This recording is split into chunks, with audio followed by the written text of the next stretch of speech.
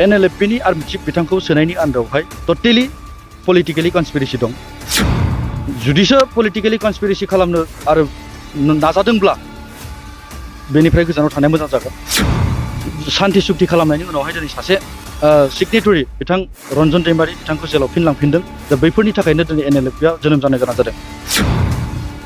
NDFB नि गायसनगिरि आफादगिरि बिथां रन्जन दैमारि सार बिथांजों लोगोसे जेलावहाय थानाय लिडार आरो केडार्सफोरा गिबिसिनथाराव गग्रोनो नांगौ। बेयाव आङो NLFB आफादनि थामथि गायसन साननि हामलायथिखौ बावहरग्रोबाय।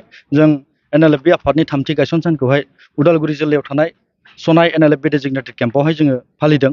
दा फुंनि हाबाफारि हिसाबै जोंहा फुंबिलिनि हाबाफारिफ्रा जोबनानै थांबाय, जेरै फिरफिला बिरहोनाय हाबाफारि, बिबार बावनाय हाबाफारि, बे हाबाफारिफ्रा जोबनानै थांबाय आरो बे हाबाफारियावहायनो जोंजों लोगोसे बाहागो लाफैनो हादों बायदि बायदि आफादनि बिबानगिरिफोर, लोगोसे खाथि खालानि आरो गोजाननिबो जोंनि गेजेरावहाय रायजो राजाफोर नुजाथिफैनो हादों। आरो बे थामथि गायसन सानजोंहाय आङो बेखौनो फोरमायनो सानदोंदि आरो बेखौनो मेसेज हरनो सानदोंदि फैबाय थानाय समफोराव NLFB आफादखौ जाहाथे रायजो राजाफ्रा हेफाजाब आरो मदद होयो। मानोना जों न' बां गारनानै दिनै केम्पआव दङ, सोरनि थाखाय दङ? रायजो राजानि थाखायनो दङ। बेखायनो फैबाय थानाय समफोराव रायजो राजाफ्रा NLFB आफादखौ मदद होथों। आरो जोंनि गिबिसिन डिमान्डआनो बा दाबियानो जाहैबाय जेलावहाय थानाय गायसनगिरि आफादगिरि बिथां NDFB नि गायसनगिरि आफादगिरि बिथां रन्जन दैमारि सार बिथांजों लोगोसे जेलावहाय थानाय लिडार आरो केडार्सफोरा गिबिसिनथाराव गग्रोनो नांगौ। बिथांमोन गखांनायनि उनावसो जों NLFB आफादनि जि मेन एजेन्डा, मेन डिमान्ड, बेखौ जोङो सरकारजों सावरायगोन होननानै जों सिगांनि समफ्रावबो बुंबोबाय थादों।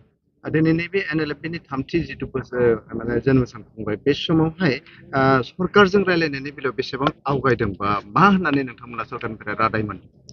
सरकाराथ' रादायखौ बिराद होयो, गोबां रादाय होयो, नाथाय रादायखौ लाखिनायासो गुबै बाथ्रा। नाथाय बिथांमोना लाखियाखै। सरकारजों सावरायनाय बेलायावहाय जोङो दिनैसिम फर्मेल हिसाबै दासिमबो खनसेबो जिरायलायनो मोनाखै। नाथाय अब्लाबो जोङो आसामनि चिफ मिनिस्टार, इन्डियानि प्रेसिडेन्ट द्रौपदी मुर्मु, प्लास आसाम स्टेटनि मिनिस्टार्सफोर आरो MLA, MCLA, EM, BTR नि CEM, गोबां जोङो लिडार्सफोरजोंहाय सावरायलायबाय। जों NLFB नि डिमान्ड्सफोरखौ लानानै, NLFB नि समस्याफोरखौ लानानै बिथांमोना बाथ्राल' होयो, नाथाय बे बाथ्राखौहाय लाखिनो हायाखै। दा बेखायनो आं आसा खालामदों फैबाय थानाय समफोराव जोंनि जि डिमान्ड, बे डिमान्डखौ जाहाथे खोब गोख्रै खम समनि गेजेरावहाय जोंनो गथायनानै बर'नि जि आद्रा थानाय डिमान्डफोर, बै डिमान्डफोरखौहाय जेन सुफुंनानै होयो। सार, बेनि उनावखौबो दिनै सासे बर' हारि जांख्रिथायखौ सनमान होआखै। दिनै जोंनि बर' हारियाव माबा मोनसे सनमान गैयै बायदि नुनो मोनदों नामा सारा? दिनै NLFB नि जोनोम जानायनि आन्दोआव बेनो मोनसे बाथ्रा दङ। शान्ति सुक्ति खालामनायनि उनावहाय दिनै सासे सिगनेटरि बिथां रन्जन दैमारि बिथांखौ जेलाव फिनलांफिनदों। दा बैफोरनि थाखायनो दिनै NLFB आ जोनोम जानो गोनां जादों। आरो जों बेखौ मोनदांहरदोंदि NLFB नि आर्मि चिफ बिथांखौ सोनायनि आन्दोआवहाय टटेलि पलिटिकेलि कनस्पिरेसि दं।